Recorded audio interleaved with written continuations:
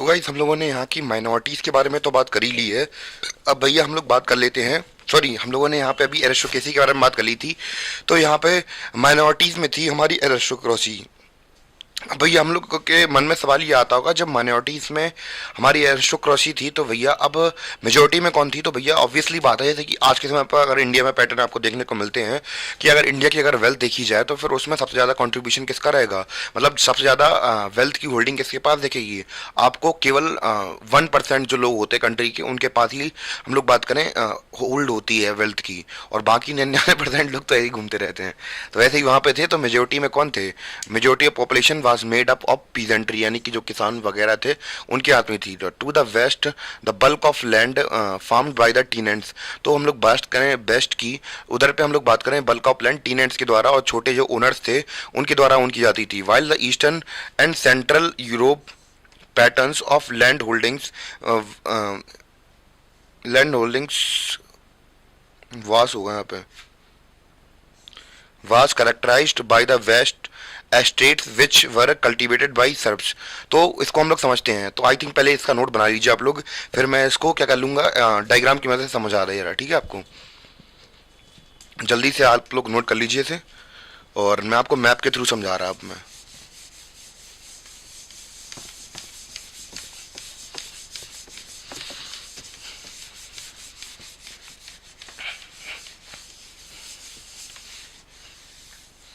तो हम लोग बात करने वाले हैं कहाँ की? यूरोप की। तो मान चलिए ये क्या है?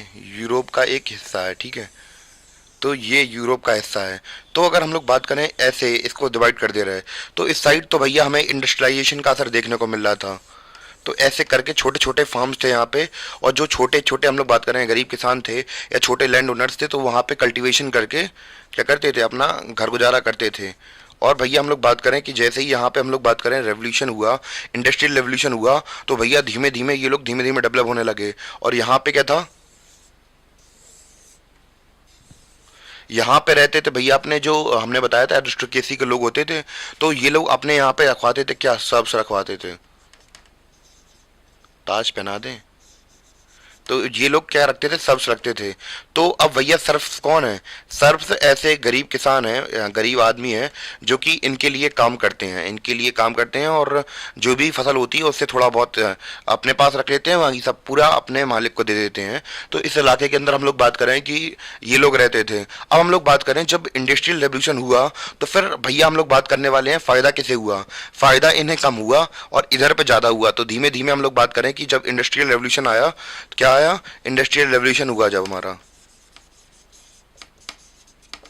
Industrial revolution.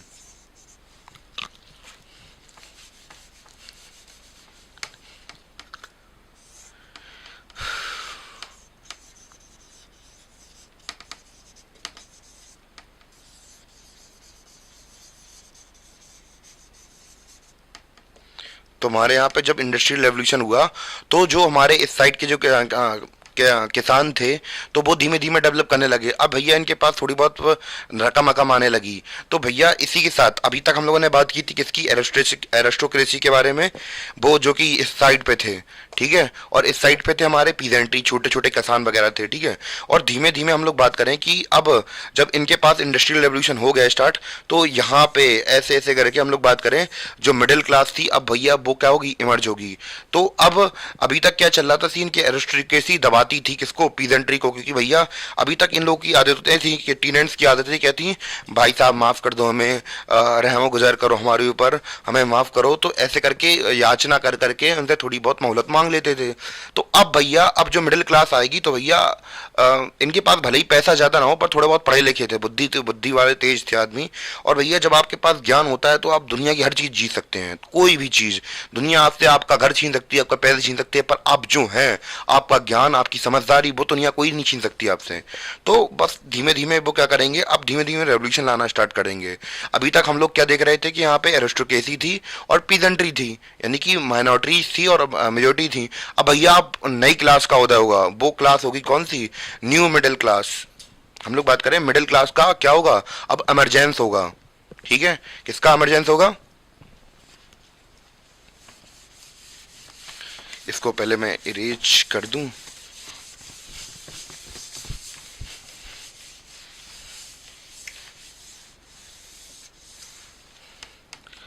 अब उदय होगा न्यू मिडिल क्लास। ओके, तो इनका इमरजेंस होगा अब। तो गाइस अब हम लोगों ने बात कर ही ली है किसके बारे में, अपनी पीजेंट्री के बारे में, अपनी एरिस्टोक्रेसी के बारे में। अब हम लोग बात करने वाले हैं कि जो हमारी न्यू मिडिल क्लास थी उसका इमरजेंस कैसे हुआ, इसके बारे में तो अब बात करनी बनती है। तो भैया इमरजेंस कैसे हुआ इसके बारे में बात करते हैं। तो अब भैया जैसे कि हमने अभी मैप के अंदर देखा था कि हमने क्या बात की थी कि यहाँ पे हमारा यूरोप था और इस वाले रीजन के अंदर हम लोग बात करें छोटे छोटे किसान थे। अब ये लोग धीमे धीमे, इनके पास इंडस्ट्रियल रेवोल्यूशन जैसे जैसे होता गया और ये लोग धीमे धीमे डेवलप होते गए, तो धीमे धीमे डेवलप होते गए तो उनके पास थोड़ा थोड़ा वेल्थ आने लगी। और यहाँ पे हम लोग बात करें कुछ ग्रुप ऑफ पीपल निकल के आए। तो हम लोग बात करें इंडस्ट्रियल रेवोल्यूशन के कारण क्या हुआ, the growth of the town and the emergence of commercial classes. तो अब यहाँ पे कॉमर्शियल क्लासेस का क्या हुआ, उदय स्टार्ट होना हुआ। Existence was based on production for the market. तो भैया अब इन लोग यहाँ पे हम लोग बात करें छोटे छोटे से इनके किसान वगैरह किसान होते थे, इनके फार्म्स वगैरह होते थे, धीमे धीमे ये करने लगे, पैसा इकट्ठा करने लगे और एक तरीके से ये अपना खुद का प्रोडक्शन करने लगे। अब खुद की प्रोडक्शन करने लगे तो बड़ी बड़ी जगह पे भेजने लगे, बड़ी बड़ी जगह पे भेजने लगे। तो आपको पता ही है इंडस्ट्रियल रेवोल्यूशन के बाद जो गुड बने थे वो कहाँ पे इम्पोर्ट हो रहे थे, आपको पता होगा, इंडिया से लिंक है ये चीज़ें, ठीक है। तो हम लोग बात करें दुनिया के अलग अलग कोनों में भेजे जा रहे थे। तो इससे भैया इनके पास थोड़ा थोड़ा पैसा आने लगा। जब पैसा आने लगा तो यहाँ पे हम लोग बात करें कि क्या हुआ, इमरजेंस हुआ। इसका आउटकम क्या देखने को मिला, आउटकम में देखने को मिला इमरजेंस ऑफ वर्किंग क्लास। तो यहाँ पे कुछ वर्किंग क्लास का क्या हुआ, उदय होना स्टार्ट हुआ। यहाँ पे जो पॉपुलेशन थी वो पॉपुलेशन क्या हुई, मतलब यहाँ की जो पॉपुलेशन थी वो धीमे धीमे मिडिल क्लास में बनने लगी, मेड ऑफ इंडस्ट्रियलिस्ट। अब भैया जब उद्योग खोलोगे तो फिर उद्योगपति तो बनोगे ही बनोगे। इंडस्ट्रियलिस्ट मतलब होता है उद्योगपति, तो उद्योगपति बनने लगे। यहाँ पे बिजनेसमैन राइज होने लगे। भैया आप व्यापार स्टार्ट कर ही दिया है तो बिजनेसमैन तो बन ही जाएंगे फिर हम लोग, प्रोफेशनल्स। तो अब ऐसे जब धीमे धीमे पावरफुल लोगों का उदय होना स्टार्ट हुआ। पहले ये सब कुछ नहीं होता था, पहले तो केवल दो लोग होते थे। कौन कौन होता था, पहले केवल राजा साहब होते थे और गरीब किसान होता था। मालिक मालिक रोटी दे दो, नहीं देंगे तुम्हें, तो ऐसा सीन चलता था। तो अब क्या हो रहा कि ये चौड़ में आएंगे, हमारे पास भी पैसा है, नेता हो तुम, राजा हो, तो क्या ऐसे कैसे राजा हो तुम। तो अब ये चैलेंज करेंगे, क्या करेंगे अब, क्योंकि इनके पास पैसा है और ये उनके ऊपर इतना डिपेंडेंट नहीं है। It was among the educated liberal middle class that ideas of national unity following the evolution of aristocratic privileges gain popularity. तो यह अब इनकी डिमांड क्या आने लगी कि इन्होंने कहा कि जगिया जो हम लोग बात करें, मैं इसको वर्ड को बोलना थोड़ा कम पाता हूँ, एरिस्टोक्रेटिक जो प्रिविलेजेस हैं, यानी कि भैया जो राजा महाराजा पुराने समय से हम लोग देखते आए थे। तो भैया अब ये लोग, हम लोग देखते थे कि ये लोग बहुत ज़्यादा पावरफुल थे। तो अब ये लोग बचपन से इनको अधिकार मिल जाते हैं कि कुछ भी करना हो, कुछ भी कर सकते हैं सोसाइटी के अंदर। तो अब इन लोगों ने कहा अब नहीं, अब नहीं होने देंगे हम ये। हम लोग कैसे देखें भैया, हमारे पास तो ये छूट नहीं है, तुम्हारे पास ये छूट कैसे है। तो भैया अब इन लोगों ने एक चीज़ पॉपुलर कराना बहुत ज़्यादा स्टार्ट करा दिया कि जो इनके जो प्रिविलेजेस हैं, इनकी जो फ़ायदे हैं, इन्हें पैदा होने के बाद मिलते हैं, इनको ख़त्म कर दिया जाए। तो ये जो आइडिया था इनके प्रिविलेज को खत्म करने का, और क्या, नेशनल यूनिटी, यानी कि देश के अंदर एकजुटता बनाने की इनकी जो विचार थे अब वो धीमे धीमे पॉपुलर होने लगे। तो ऐसे करके इमरजेंस हुआ किसका, न्यू मिडिल क्लास का। तो भैया हमने अभी देखा, क्या देखा कि सबसे पहले इस वाले एरिया के अंदर हमने देखा था यूरोप बटा हुआ था दो पार्ट में। इधर हम लोग बात करें सब्स के द्वारा उनसे खेती करवाई जाती थी और जो लैंड थी वो बड़े बड़े अमीर किसानों के पास में थी, जो लैंड ओनर्स थे उनके पास थी। यहाँ छोटे छोटे किसानों के पास में थी। और यहाँ पे जब इंडस्ट्रियल रेवोल्यूशन हुआ तो यहाँ के लोगों को फायदा होने लगा और धीमे धीमे यहाँ पे कुछ industrialist, working class, businessman, professionals का उदय होना स्टार्ट हुआ। प्रोफेशनल्स के अंदर लॉयर, डॉक्टर, ये सारे आते हैं, ठीक है। तो इनके पास थोड़ा थोड़ा पैसा आया तो ये लोग समझ गए कि भैया अब हम लोग पावरफुल हो गए हैं, तो भैया अब उंगली करनी चाहिए एरिस्टोक्रेटिक क्लास को और इनसे कहिए कि भैया जो आपको प्रिविलेजेस मिलते हैं वो सही नहीं है, वो सही नहीं है, हम तो आपको ऐसे नहीं देने देंगे। तो अब धीमे धीमे करके उनके जो प्रिविलेजेस धीमे धीमे खत्म किए गए। तो अब ये आइडियाज पॉपुलर होने लगे और नेशनल यूनिटी की बातें चलने लगी वहाँ पे। तो ऐसे करके जो न्यू मिडिल क्लास थी उसका इमरजेंस होने लगा। तो गाइस हम लोगों के सामने अब एक सवाल खड़ा होता है कि भैया ये लिबरल लिबरल नेशनलिज्म क्या होता है। तो भैया पीछे भी हमने लिबरल शब्द देखा था, तो उसका मतलब क्या था, और नेशनलिज्म तो फिर हम खैर पढ़ ही रहे हैं इतनी देर से, और दोनों को मिला दें तो लिबरल नेशनलिज्म बन जाता है। तो जैसे यहाँ पे लिखा हुआ भी है कि ideas of national unity in early 19th century Europe were closely allied to the ideology of liberalism. तो भैया हमें ये भी बताया जा रहा है कि जो भैया हम लोग बात करें कि जो स्टार्टिंग का 19th सेंचुरी की अगर हम लोग बात करें कि यूरोप में नेशनलिज्म हम लोग बात करें, नेशनल जो नेशनल यूनिटी के आइडियाज थे वो हम लोग बात करें कि 19th सेंचुरी के दौरान वो जुड़े हुए थे किससे, लिबरलिज्म। मतलब क्या होता है, आईएसएम कहीं दिख जाए तो मतलब उसका मतलब आइडियोलॉजी होती है। तो लिबरलिज्म के आइडिया थे तो वो क्या थे कि भैया लोगों के लिए लिबरलिज्म क्या था। तो भैया जो लिबर मतलब होता है, तो भैया वो लिबरलिज्म शब्द है जो बना है किससे, लिबर शब्द से बना है। इसका मतलब होता है फ्री, किसमें, लैटिन भाषा में। तो भैया जो नई मिडिल क्लास थी लिबरलिज्म उनके लिए क्या थी, वो लोग ये मानते थे कि वो लोग freedom for the individual and equality of all before the law, यानी कि वो मानते थे कि सभी लोग बराबर हैं और जो कानून है वो सबके लिए एक जैसा होता है। जैसे कि हम लोग बात करें कि आप लोगों ने सुना होगा लिबरल, तो लिबरल का मतलब जैसे कि आप लोगों ने कही, इंटरनेट वगैरह पे मैंने भी कई बार देखा है, तो कुछ लोग ऐसा नहीं करते हैं कि जो सबके लिए खुला हो, मतलब सबके लिए एक जैसे हों, सब लोग बराबर हों उनके लिए, तो लिबरल होते हैं। तो कुछ लोग कंजर्वेटिव होते हैं। कंजर्वेटिव का मतलब होता है जैसे अपने सेक्ट या फिर अपने धर्म को लेकर पकड़े रहना। जैसे हम लोग बात करें, कुछ लोग हिंदू होते हैं या कुछ लोग मुस्लिम होते हैं, कुछ लोग सिख होते हैं, कुछ लोग ईसाई होते हैं। तो ये लोग जब अपने धर्म को बहुत ज़्यादा ऊंचा मानने लगे और दूसरे को गिराने लगे, और तो वो ऑर्थोडॉक्सी में आ जाता है, ठीक है। और अपने धर्म को बहुत ज़्यादा अच्छा मानने वाले और दूसरे धर्म को इतना ज़्यादा वैल्यू ना करने वाले हम लोग बात करें ऑर्थोडॉक्सी के अंदर आ जाते हैं। कंजर्वेटिव अपने धर्म को बहुत अच्छा मानने वाले, और लिबरल कौन होते थे, लिबरल सबको सबको एक नजरिए से मानने वाले, अपना धर्म तो माने ही माने, दूसरे का धर्म से भी कोई प्रॉब्लम नहीं होने वाली है। तो एक तरीके से ये समझ लीजिए, तो मतलब सबके लिए बराबर। तो ये मतलब होता है लिबरलिज्म का, ठीक है। क्योंकि हम लोगों ने देखा लिबरलिज्म क्या था, एक आइडियोलॉजी थी जिसमें हम लोग बात करें कि जो नई मिडिल क्लास थी वहाँ की, तो वो लोग मानते थे फ्रीडम सबके लिए होना चाहिए, इंडिविजुअल राइट्स सबको मिलना चाहिए, सबको लोग बराबर होना चाहिए लॉ के सामने, ठीक है। तो ये वाला सीन चल रहा था यूरोप के अंदर। अब भैया लिबरलिज्म के भी हम लोग दो स्पेक्ट्स पढ़ेंगे, जैसे कि हम लोग बात करेंगे इकोनॉमिक लिबरलिज्म के बारे में बात करेंगे और पॉलिटिकल लिबरलिज्म के बारे में बात करेंगे। तो ये क्या है, इनको समझते हैं पहले हम लोग।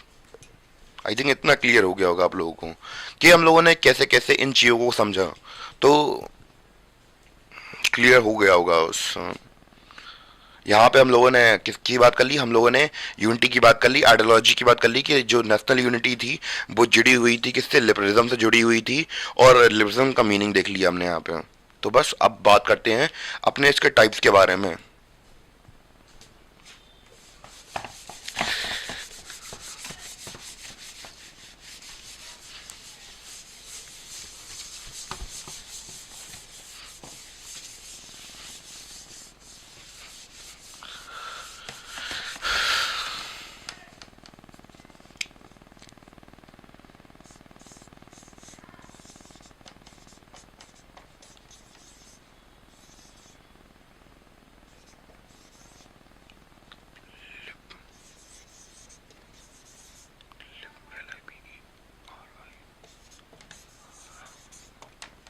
हम लोग बात करने वाले हैं पॉलिटिकल लिबरलिज्म के बारे में। तो वही सब हम लोग बात कर लेते हैं पॉलिटिकल लिबरलिज्म इन पॉलिटिकल स्फीयर के बारे में बात कर लेते हैं। तो जैसा कि हमने अभी बात की थी लिबरलिज्म के बारे में कि सबके पास इक्वल राइट्स हो, तो इसमें पॉलिटिकल क्षेत्र में क्या मांग रहे थे वे, ये देखते हैं। It emphasis the concept of government by consent. तो क्या मतलब होता है गवर्नमेंट बाय कंसेंट का मतलब, कॉन्सेंट का मतलब होता है कि आपने मुझसे पूछ के कोई काम किया कि नहीं किया, ये समझ लीजिए। तो अगर आप लोग गवर्नमेंट बना रहे हैं तो वो हमारे पूछ के बना रहे हैं या नहीं बना रहे हैं। यानी कि अभी तक क्या चल रहा था कि राजा का बेटा राजा बनेगा, जैसे हम लोग बात करें कि दादा राजा है तो उनका बेटा भी राजा बनेगा, उनका बेटा भी राजा बनेगा, राज अभिषेक की विधियां होती थी। तो अब ये लोग कह रहे थे कि भैया जो गवर्नमेंट बनेगी, जो सरकार बनेगी, वो हमारे पूछ के बनाई जाएगी। ये थोड़ा ना है कि भैया तुम आओ अपने कानून थोप दो ऊपर, हम तो भैया पूछा ही नहीं तुमने हमसे, तुम वहां पर रूल करने लगे, ये कैसे चलेगा। Since the French Revolution, liberalism had stood for the end of autocracy and clergy privileges. तो जैसे कि हमें पता है कि सबसे ऊपर वाली क्लास क्लर्जी और ऑटोक्रेटिक क्लास थी, तो भैया अब ये लोग कह रहे थे कि भैया हमें अब नहीं चाहिए है, अब ये क्लास झेल नहीं रही हमसे, इनके जो इतने इतने सारे प्रिविलेजेस मिले हैं तो भैया हमें क्यों नहीं मिलते हैं ये प्रिविलेज। यही इन्हीं लोगों को बचपन से ही मिलते हैं, जो लोग पैदा हो जाते हैं ऊंची ऊंची क्लास में और इन्हें इतने अच्छे अच्छे प्रिविलेजेस मिल जाते हैं। तो ये कह रहे थे इनके जो प्रिविलेजेस हैं इन्हें हटाओ। A constitution and representative government through parliament.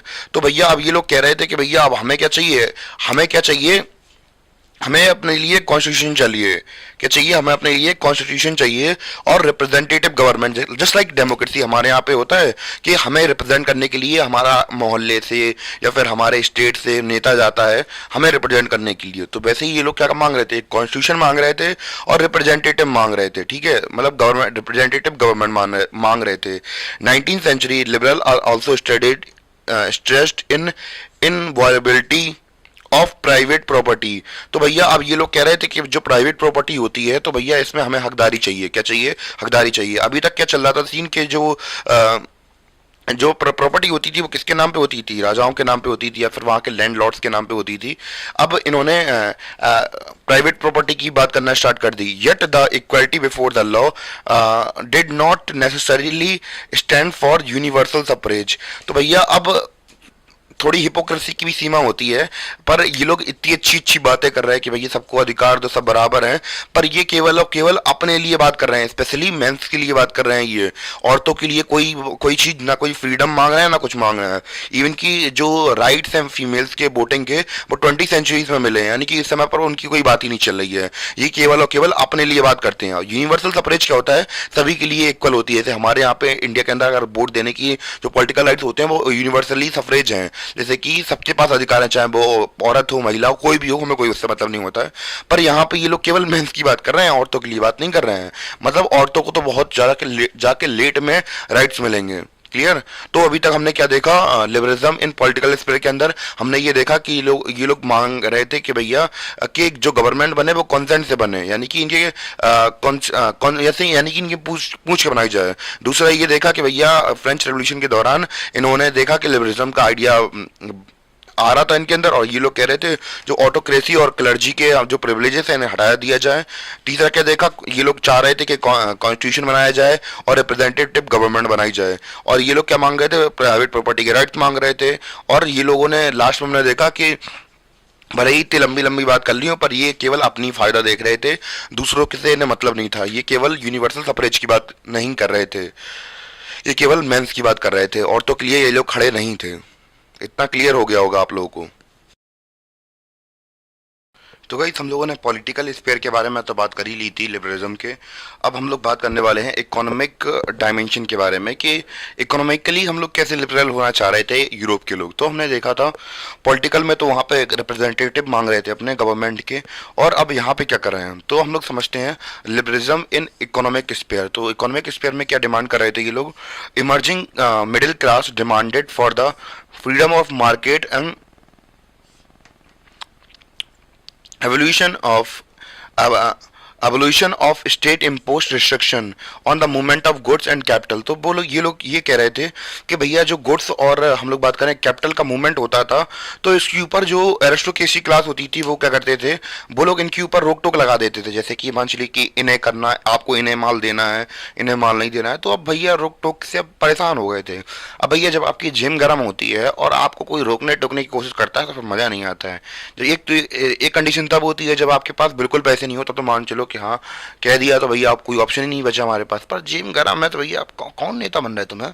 तो भैया अब इनकी बस यही दिल से यही इच्छा हो रही थी कि भैया हटा दिया जाए। अब जो नई इमर्जिंग मिडिल क्लास थी यही डिमांड कर रही थी कि भैया जो हमारे ऊपर जो मूवमेंट के ऊपर जब हम लोग बात करें किसी को सामान देना होता है तो आप उसके ऊपर उंगली उड़ा देते हैं, हमारा कुछ कैपिटल का मूवमेंट करना होता है तो वहाँ पर उंगली फंसा देते हैं। अब तो ये सब बंद करिए, हमारे पास में नहीं है भैया इतनी अब उंगली से सकें, थक चुके हैं हम लोग।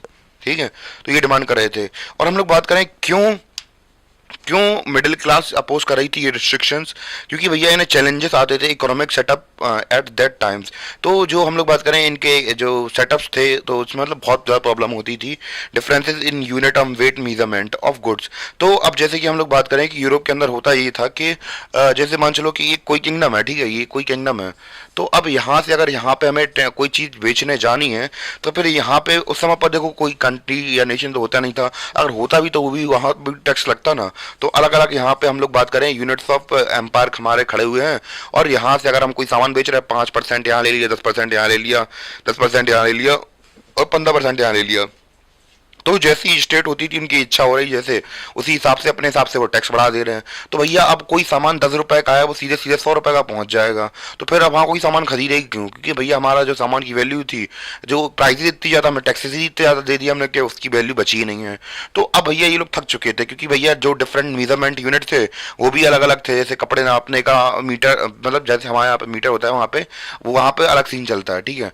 तो वहाँ पे जो मेजरमेंट था वो अलग अलग था, कहीं पे 10 मीटर इतना मान रहे हैं, किसी 10 मीटर इतना मान रहे हैं, कहीं 10 मीटर इतना मान रहे हैं। अब जहाँ पे इतना मान रहे हैं तो भैया उधर जाके अपना मतलब जहाँ पे इतना मान रहे हैं तो भैया प्रॉब्लम हो जा रही, क्योंकि अगर इतना सामान लेके जा रहा है वो कह रहा है 10 मीटर इतना ही होता है हमारे यहाँ, तो और लो जितना सामान ला उससे आधा तो तुमने पहले रख लिया, कह रहा 10 मीटर इतना होता है, हम कैसे मानेंगे? तो फिर ये सारी प्रॉब्लम्स देखने को मिल रही थी। तो हमने क्या देखा पॉलिटिकल स्पेयर के अंदर, हमने देखा कि रिप्रेजेंटेटिव मांग रहे थे अपने लिबरलिज्म के अंदर कि हमें मतलब कि हमारे कॉन्स्टिट्यूशन दे दो और पार्लियामेंट के थ्रू हमें गवर्नमेंट दे दो और हमारी कॉन्सेंट से गवर्नमेंट बनाओ। और इकोनॉमिक स्पेयर के अंदर हमने लिबरलिज्म के अंदर ये देखा कि ये लोग चाह रहे थे कि जो रिस्ट्रिक्शंस लगे हुए हैं वो हटा दिए जाएं, कि भैया मूवमेंट्स और जो गुड्स और कैपिटल को लेकर कि ये जो एरिस्टोक्रेसी क्लास थी इनके ऊपर रिस्ट्रिक्शन लगा देती थी कि आपको यहाँ नहीं बेचना सामान, वहाँ नहीं बेचना, सब हटा दो।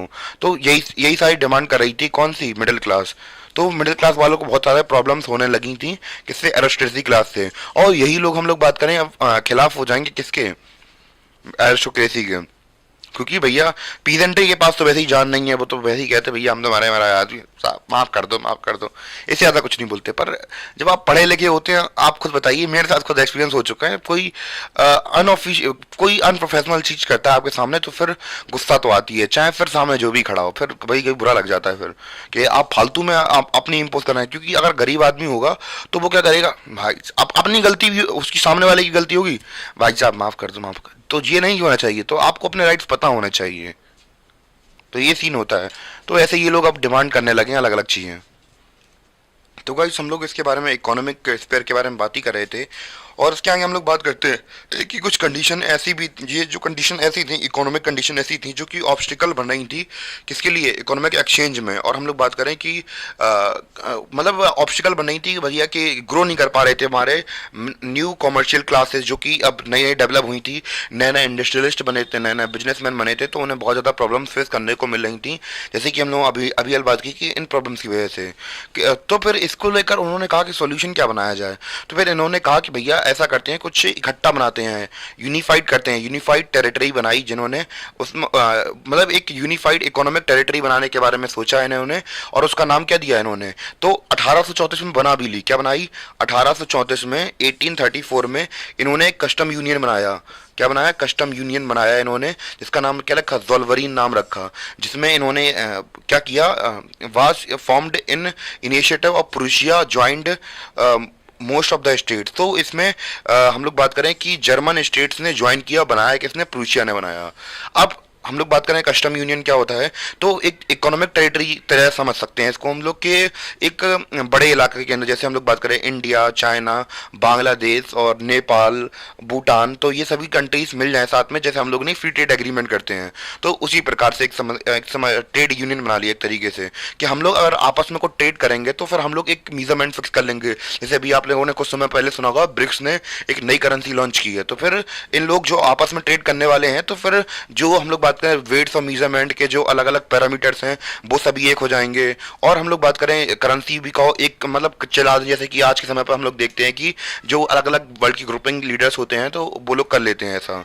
द यूनियन एबॉलिश्ड टैरिफ, तो भैया अब यूनियन तो बन ही गया था, ये संघ बन ही गया था, तो इन्होंने जो टैरिफ बैरियर्स थे, टैरिफ बैरियर्स क्या होते हैं इसको समझते हैं। तो टैरिफ बैरियर्स क्या होते हैं, जैसे कि अगर आपकी कंट्री से मैंने कुछ सामान मंगाया, मेरी कंट्री के अंदर आया, तो अब गवर्नमेंट क्या करती है, उनकी पर टैरिफ लगा देती है, यानी कि एक्स्ट्रा चार्जेस लगा देती है कि अगर मेरे कंट्री के अंदर कोई सामान बेचना है तो हमें भी गवर्नमेंट को ही पैसा देना पड़ेगा। तो वो टैरिफ बैरियर्स होते हैं, तो फिर उनके ऊपर टैरिफ बैरियर्स लगाए गए, reduce the number of currencies. तो उस समय पर हमें पता है कि बहुत सारी करेंसीज चलती थी, तो भैया कितनी कितनी करेंसी चल रही थी, 30 से ज़्यादा करेंसी चल रही थी। अब करेंसी बची कितनी, 30 से लेके अब किस में आ गए, 2 करेंसी में आ गए। तो भैया अब जैसे कि हम लोग बात करें कि अब करेंसी एक्सचेंज में आपको पता है कि इंडिया की वैल्यू कितनी गिर चुकी है, 91 रुपीज़ शायद अभी कुछ दिनों पहले पहुंचा था। और अब जब करेंसी जब एक्सचेंज करने जाते हैं डॉलर के पर्सपेक्टिव में, तो हमारी जब वैल्यू वीक पड़ जाती है तो बहुत ज़्यादा ट्रेड में प्रॉब्लम होती है। तो अगर करेंसी हम लोग बात करें, करेंसी अगर एक ही करेंसी रहेगी तो भैया वैल्यू एक्सचेंज में कोई प्रॉब्लम नहीं होने वाली है, क्योंकि हमें ऐसे ही बहुत घाटा पड़ता है। तो इसलिए 30 से लेकर तो 2 में करेंसी चेंज कर दी गई। Creation of network of railways further stimulated the mobilisation harnessing economic interest to the unification. तो भैया अब हुआ क्या इसके बाद कि वहाँ पे रेलवेज वगैरह बनने लगे। तो अब जब लोग देख रहे थे कि भैया करेंसी भी हमारी यूनिफाइड हो गई है, जो टैरिफ लग रहा था वो भी कम हो गया है, और जो रेलवे से हम लोग बात करें मोबिलाइजेशन था वो इंक्रीज हो गया रैपिडली, तो इससे अब लोग समझने लगे तो भैया अभी तक मान चलो 10 रुपये मिल रहे थे, अब एक साथ 100 रुपये मिलने लगे, अरे भैया ये तो बहुत अच्छी चीज़ है। तो आसपास की जो कंट्रीज थी पहले उन्हें बहुत ज़्यादा घाटा होता था बिजनेस व्यापार में, पर अब हमें क्या देखने को मिला था, यहाँ पे हमें सामने सिचुएशन ये बन चुकी थी कि बहुत ज़्यादा जब आप बहुत ज़्यादा पैसा मिलने लगा, तो जब आपकी जिम गर्म होती है तो आपको अच्छा लगने लगता है। तो उन्हें भी यही अच्छा लग रहा था कि भैया अगर हम लोग बात करें इकोनॉमिक, हम लोग बात करें पर्सपेक्टिव से देखा जाए तो कितना फ़ायदा हो रहा था। इकोनॉमिक पर्सपेक्टिव से देखें तो ये चीज़ें स्ट्रेंथन कर रही थी, यूनिटी ला रही थी कि भैया अगर हम लोग अकेले अकेले रहेंगे तो फिर हमें घाटा हो रहा था। और देखिए हमने ये ट्रेड यूनियन बनाया, एक साथ हमें कितना ये एक तरीके से जोड़ने का काम कर रहा था यहाँ पे यूरोप को। तो हमने इसके अंदर क्या क्या चीज़ें देखी, तो जो जितनी हमने चीज़ें देखी उसको फिर से हम लोग समराइज कर लेते हैं। तो हमने यहाँ पे देखा कि बहुत सारी प्रॉब्लम फेस करने को मिल रही थी, जो हम लोग बात करें कमर्शियल क्लासेस को, और जब इतनी सारी कमर्शियल क्लासेस को प्रॉब्लम फेस करने को मिल रही थी तो इन लोगों ने सोचा कि यूनिफाइड एक इकोनॉमिक टेरिटरी बनाई जाए। फिर इन्होंने एक कस्टम यूनियन बनाया 1834 में, इसका नाम जोल्वेरियन रखा है इन्होंने। और फिर हम लोग बात करें इनिशिएटिव चलाया किसने था, प्रूशिया ने, और बाद में जर्मन स्टेट ने इसे ज्वाइन भी कर लिया। और इन्होंने जो टैरिफ वगैरह थे वो लग रहे थे वो हटा दिए, तो इन्हें बहुत ज़्यादा फायदा हुआ। करेंसीज जो अलग अलग प्रकार की चलती थी, 30 से ज़्यादा करेंसीज चलती थी, वो उसमें 30 हटा के 2 कर दी उनमें। और यहाँ पे रेलवे का नेटवर्क तैयार किए गए जिससे कि ट्रांसपोर्टेशन में बहुत ज़्यादा फायदा हमें देखने को मिला। तो ये कुछ हम लोग बात करें कुछ इकोनॉमिक पर्सपेक्टिव से कुछ चीज़ें ऐसी थी जो कि हेल्प कर रही थी नेशनलिज्म को करने में, मतलब बढ़ाने में। आई थिंक इतना क्लियर हो गया होगा आप लोगों को कि कैसे कैसे इकोनॉमिक पर्सपेक्टिव से जो नेशनलिज्म था वो कैसे कैसे स्ट्रेंथन हो रहा था, जो नेशनलिज्म की बेस थी वो कितनी ज़्यादा अटैच हो चुकी थी इस वजह से।